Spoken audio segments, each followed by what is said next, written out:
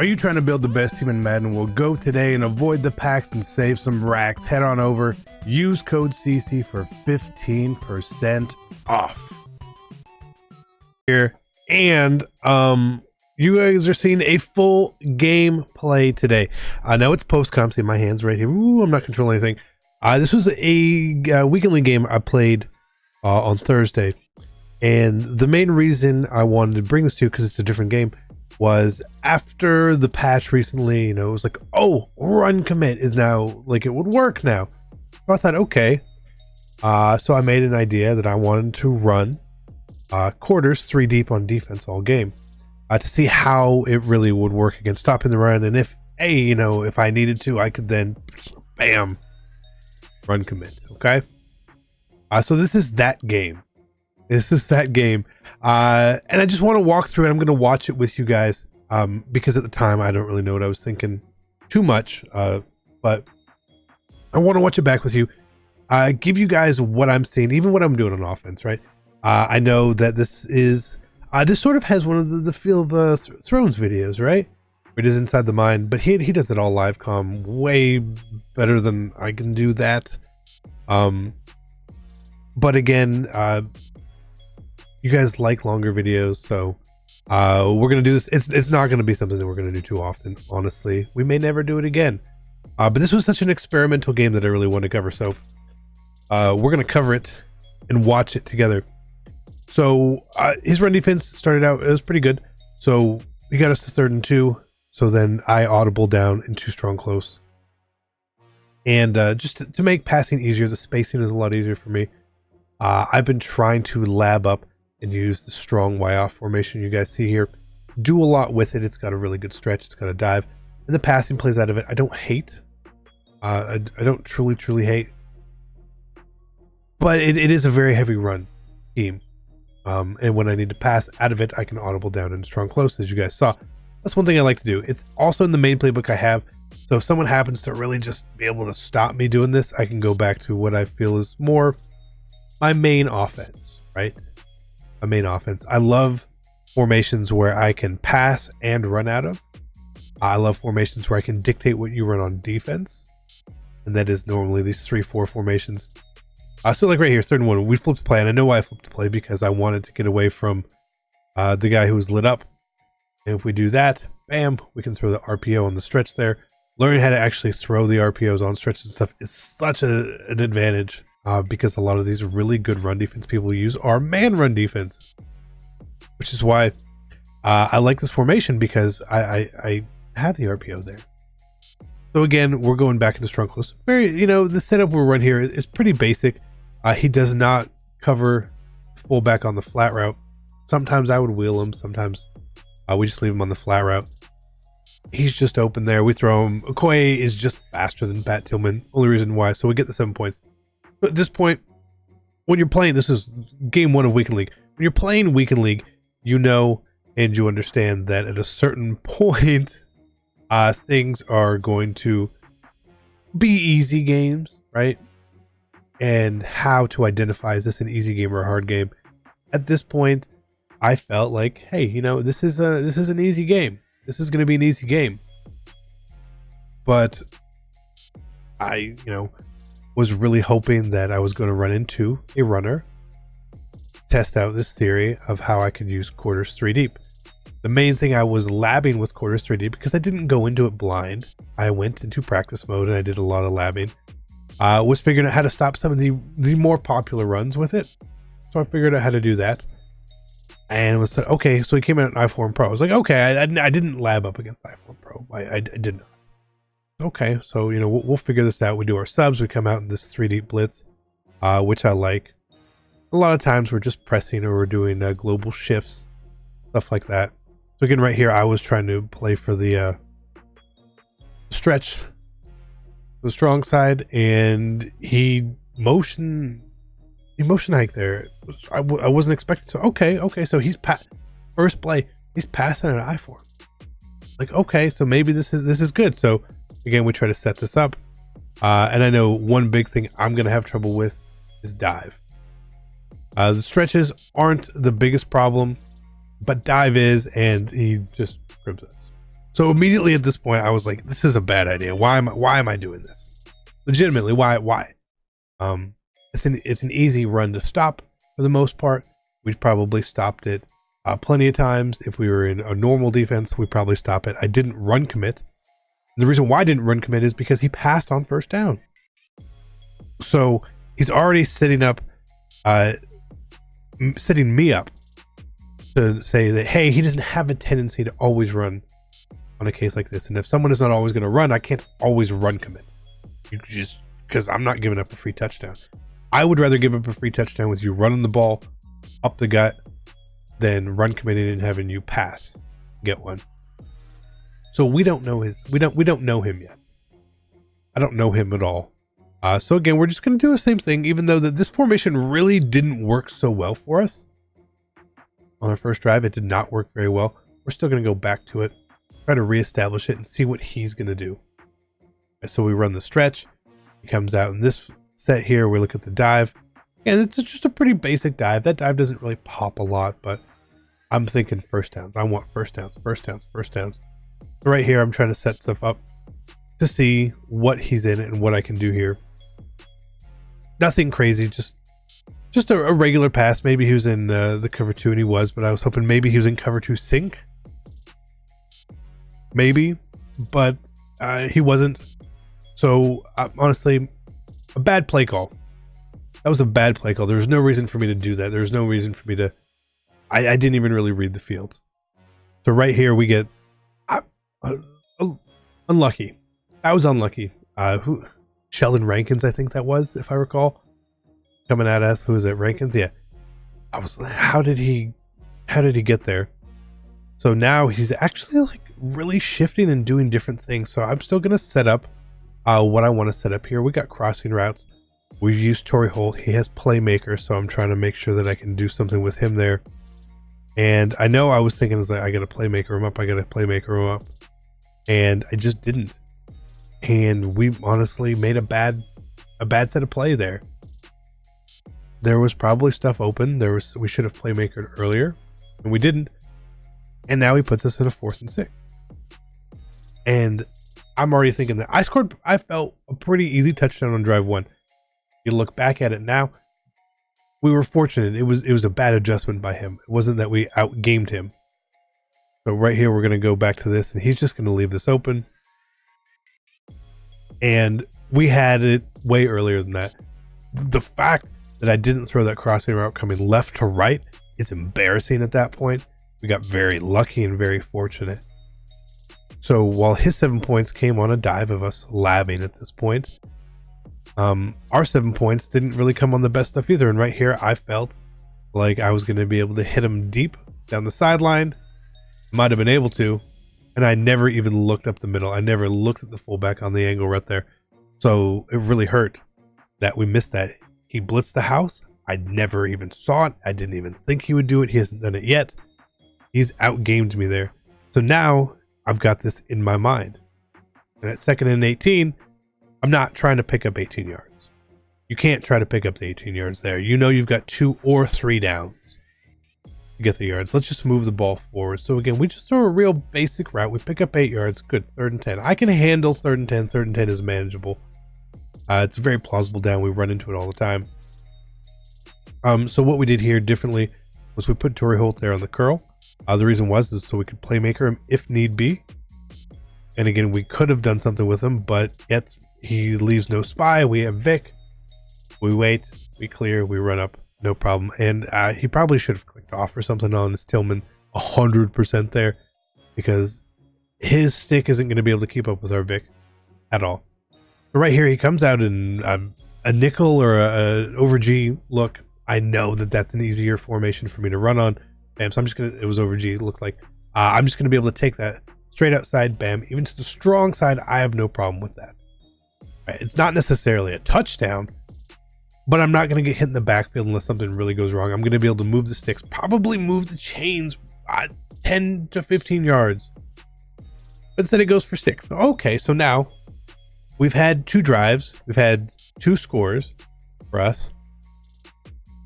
And we really haven't played well on offense. We've missed reads. We've kind of thrown a bad pass.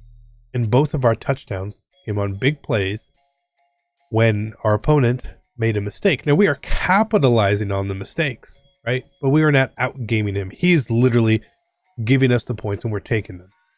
A lot of times where you can mess up is when your opponent does make those mistakes and you don't capitalize on it. It hurts you because that may be one of your only chances to get 7 for the whole game. But we're basically 2 for 2 on capitalizing so far, which is why we're winning, which is putting us in a good spot, which has given me confidence, false confidence and false hope, in my opinion, for what's really happening here. So right here, I'm not sure what he tries to do there. Not the best routes and route combinations, but we went into 3-4 under there because at that point, I was upset. I was upset about the whole quarters thing, so we tried to like get this out of my head, you know? Like we gave up a big play here. Why am I using quarters? I know this is what I wanted to do, but certain times you have to change up your game plan. But then I went right back to it. And we stayed with it the rest of the game. 3rd and 11, I-form pro. He likes to pass. I figured he would totally pass. And he does, indeed, he does pass. Not much is open. We didn't get any pressure, which I really hoping we would, was part of the reason I went to it. I didn't adjust for coverage, but we got the stop. So the fact that we then now played regular defense for 2 downs and then quarters for a 3rd down, we got a stop. I feel like we could head back in at any point in the game if things got hairy, because I'm not going to lose the game. I don't want to lose the game. Game 1 of Weekend League. But if things get hairy, I know I can then go back to what works. So I feel more comfortable now experimenting and learning on the fly with this. And then he goes to bunch. He goes to bunch. And I've always said this and I will say it a million times. When you go to bunch and you don't know what you're doing, bunch is not your primary formation, I'm not worried about you. What does he do there? He throws it back. Exactly. Exactly. If you're really good at bunch, you go into bunch and you play in bunch. You don't go from I-form to bunch. Maybe you go from bunch to I-form, but not that way. So we got the pick. It's near halftime. He gets the ball at half. Feel okay. Feel okay. Like, okay, let's see if we can get 3 here. That would be fine. Again, he comes out. He stops the run real well that time. Cool. And right here, he does not come out in man. I was kind of hoping he was going to come out in man because that was going to give us some options. And right there, we have 2 routes. Wide. Those routes were wide open. And we didn't throw them. Why didn't we throw them? I was looking for the deep pass. That's bad play. Another bad play by us. Puts us in 3rd and 20. What am I going to do on 3rd and 20 here? Nothing. Because he screams at us again. On 3rd and 20, I didn't block anyone. Horrible, horrible set of downs for us there. 2nd down was terrible. 3rd down was terrible. So we're going to punt the ball back to him because, again, at this point, I don't feel like his offense is dynamic. He scored on a dive for 75 yards. I'm cool. I'm cool with whatever happens. We're just going to punt him the ball back. Play it safe. He does get the ball at half. So thinking like, I'm okay with giving him 3, but we cannot give him 7. We can't have the game tied and him back in control. So that's what we're going to come out and do, but we're going to try to do it the way that we want to do it and learn. So again, we're winning. We are winning. Score. We're winning. We're up by 7. And we haven't played well. Not that we've been outplayed, because he's played bad too, but we haven't played well. And when you haven't played well, you need to understand it. You need to recognize it. So again, I'm trying to learn on the fly really what to do here. This is like, there's nothing open here either. He runs 3 routes, all deep, super easy to guard. We're in a cover 3 shell. There's nothing going to be open there. He's not mobile. Got breeze. So we take a timeout. It's 3rd and 12. Why wouldn't we take the timeout here? Why do we get a chance to get the ball back? Because I think we can score, and we actually get a sack. Good sack. I think we can score. Let me reiterate. I think we can score, but we haven't actually scored. We haven't. I've scored on 2 bad plays by him. So the only chance I have of scoring right now, based on how I'm playing, is him making a mistake. Now maybe he makes a mistake. kicks the ball in bounds. He lets me return it into easy field goal range. There's 39 seconds, or at the 39-yard line, 23 seconds, no timeouts. And I have 2 plays. I have 2 plays in me, right? So I'm going to go into my favorite formation that I've been running recently, the deuce close, and try to make something happen with the pass. You might as well see what can happen out there. He hasn't seen this look yet. It's fine. Again, there's nothing really open. We playmaker the tight end away. Clear some space for us. We run out of bounds 28. Now we're in field goal range 100%, but there's 15 seconds. I don't want to get sacked. Getting sacked would be a very bad thing. So we're just going to run the ball, right? Pretty sure we just run the ball here. Because you can just,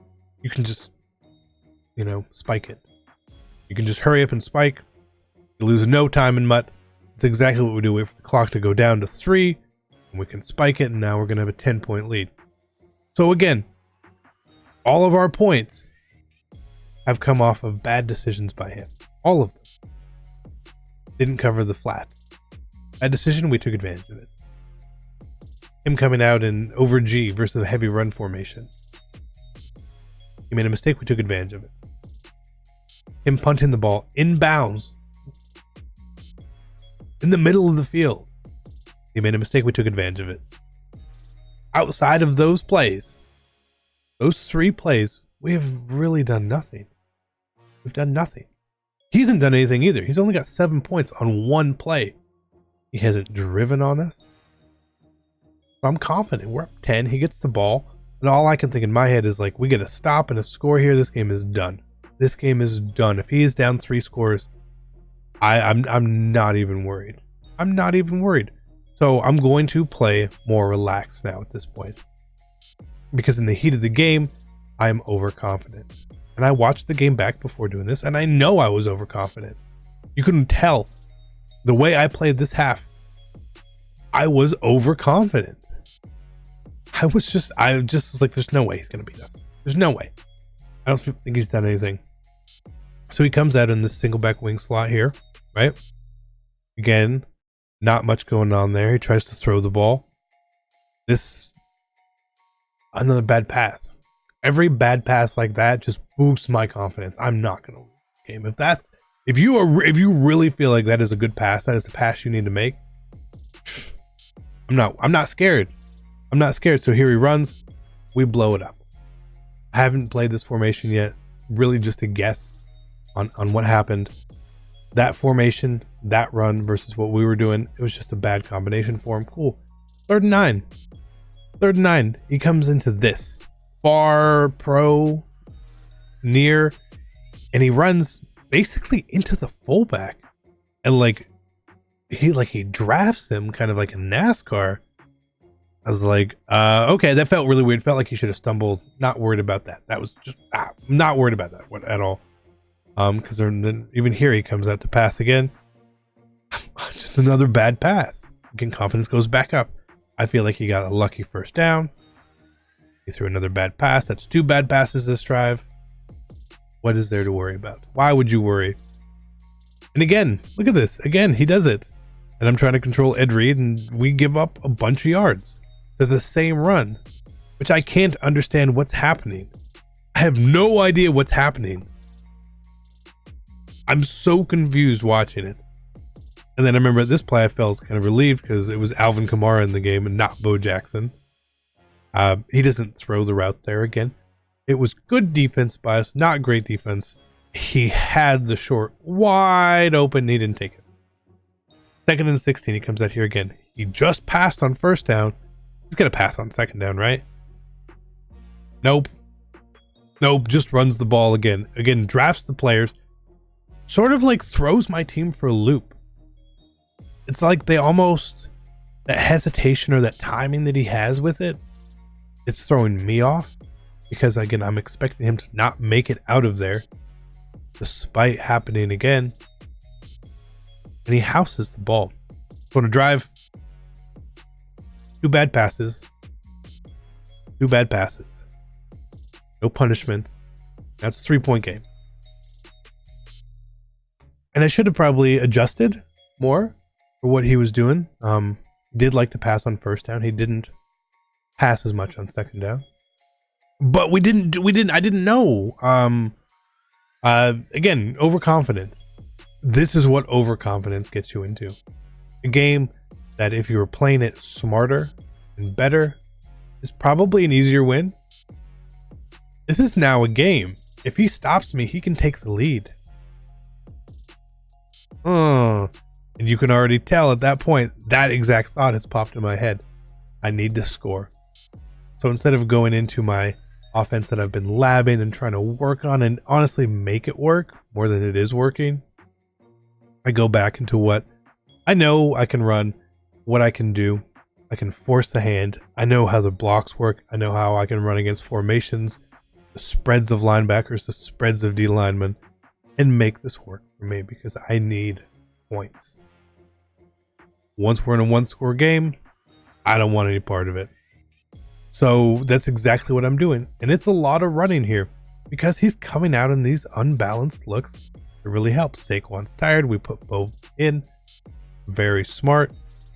So again, look, he comes out here. We're going to run away from the X factors. I always want to run away from the X factors. Now here was just me labbing. It was 2nd and 2. I figured let's try a different play. Let's see if this works. So we do a dive and we motion a dive, right? Just real basic.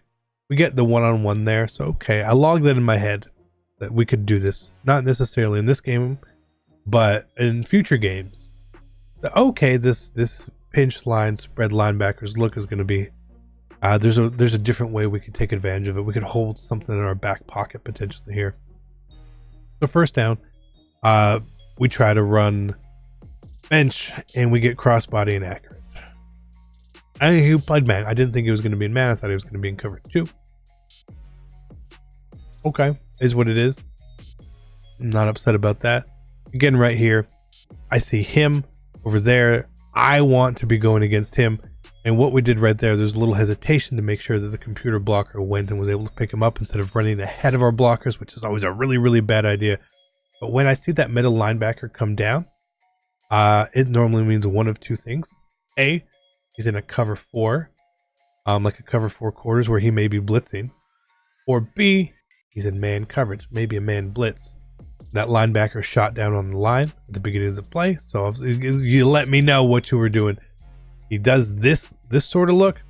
That sort of look doesn't worry me at all. You got a hat on a hat on a hat all the way across. Bam, easy touchdown. This was the first drive in the game that we actually did something ourselves. We made this entire drive work for us. This was based on our planning. This was based on our knowledge of the game and taking advantage of what he was doing. We did not have to pass a lot. Now, you guys know me. I'm a pew-pew. I want to pew-pew. I want to throw the ball all around, right? I enjoy doing that. That is 10 times more fun for me. But at the end of the day, if I see that you are just going to give me 3 yards every play, I will take it. My ego's not going to get in the way of that. All right? Because what I see is I'm forcing you into a defense. If you happen to be a defense I know I can beat with the run, hey, guess what? I'm going to beat you with the run. And then you're going to try to do something different, and then we can beat you with the pass. So again, right here, look, he runs it again. We play it differently. We come off that side, and we just get jukeboxed right there instead of a hit. Okay, so he's in near pro this game, and the other times he was in far pro. So again, I felt good right there because we almost took his head off. And then he play actions us. Amazing play. Amazing play. I wasn't ready for it. Was not ready for it at all. First down. Remember, he likes to pass on first downs, right? He's done a lot of passing on first downs. And what does he do again? He passes on first down. Very normal. Throws that ball. Again, not a very good pass. Now, the replay will see that Dion goes behind him for whatever reason. But he did go behind him. So not a good pass at will. So I'm okay with him passing. I'm okay with him passing on these first downs. Now, he doesn't normally do stuff, but look, again, just that run, the sheds, we're not getting anything on it. Look, he's averaging almost 20 yards a carry.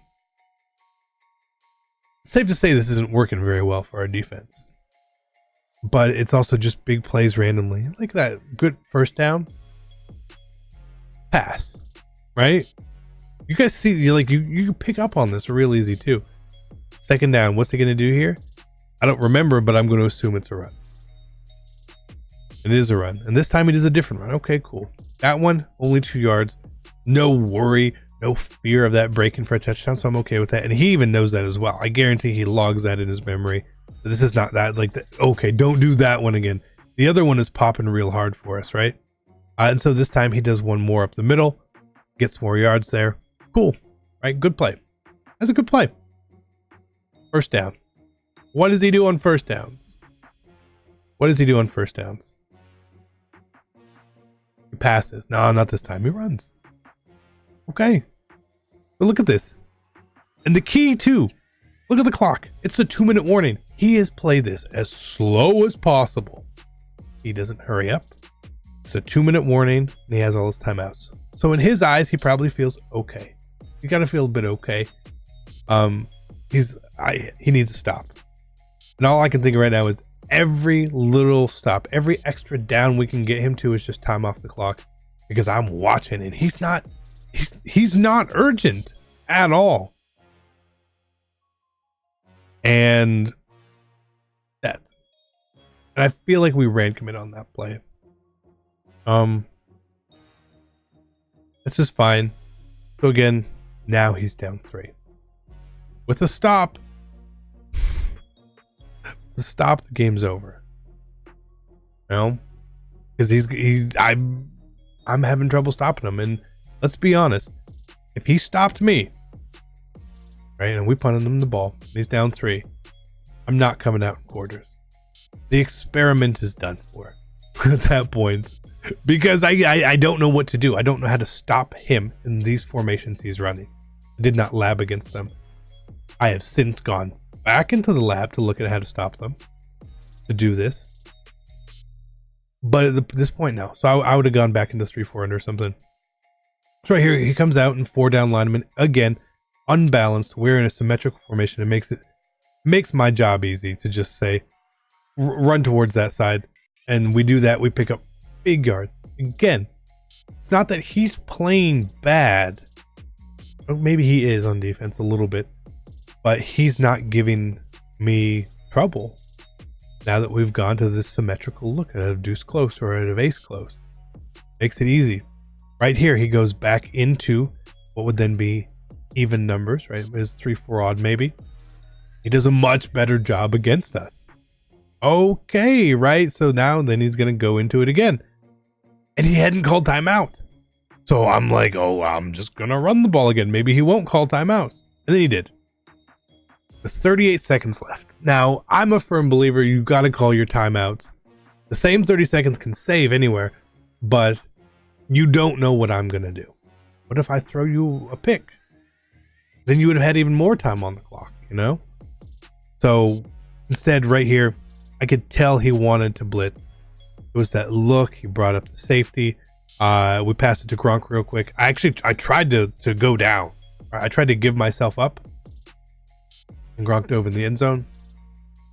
I should have got that close to the end zone again. Honestly, great play, great read by me. But that ending of not going down when I could have gone down at any point and secured the game 100% was dumb. That was dumb. It was a bad play by me at the end of the day. Sure, it won the game, but it was a really bad play. So don't make that mistake. I will preach and I will yell at people when I see them do it, and I just did it. So slap myself on the hand. Bad play. Go down. You don't have to score there. It's fine. It's okay. It's okay. 30 seconds. He gets 2 timeouts. I'm like, no worries. No worries at all. First down. He does nothing. Doesn't call a timeout. So I'm thinking like he's even given up at this point. I thought maybe he's just going to let the clock run. No. Look at this. Stumbles. Champ Bailey just runs past him while he's stumbling. Everyone gets out of the play. Bo Jackson houses it. I was like, you got to be kidding me, man. You've got to be kidding me. But it is what it is, right? So I was like, he's going to go for 2. Because if he gets it, then he can get the field goal and he can win, right? That's what I thought he would do, because he doesn't feel like he can stop me. That's what I would do. You don't have much time anyway. So 31-27, we actually run commit. We stopped the run. I knew he was going to pass there, and we finally run commit in the game where I wanted to see if run commit worked. And it did work. So now he needs the onside kick. He does not get the onside kick, thankfully. Now, what do I do to continue a string of bad plays this game for me? Do I kneel the ball? No, I don't kneel the ball. I run a play like a moron. I ran a play like a moron. Just kneel the ball, CC. And what happens here? He almost gets the strip animation. Kneel the ball. That game was frustrating to play. But we made it frustrating ourselves. A, by the defense we were trying to run, and B, the bad decisions we made. You know, I win games at a decent clip. And a lot of that is because I play smart. I lose games when I play like this. I probably should have lost this game. I don't know. If I would have been in regular defense, he wouldn't have scored much. Here, like, watch this replay. Look at this replay. Did I actually do the replay? No, I was probably trying to grab a thumbnail. That's what I'm doing. You probably see that. But if you enjoyed this, let me know. Again, this is just a longer look, me talking about it, trying to give you my analysis of what I was doing. Things I noticed that I did that were smart and bad. Same thing with our opponents. But until next time, I'm out. Peace.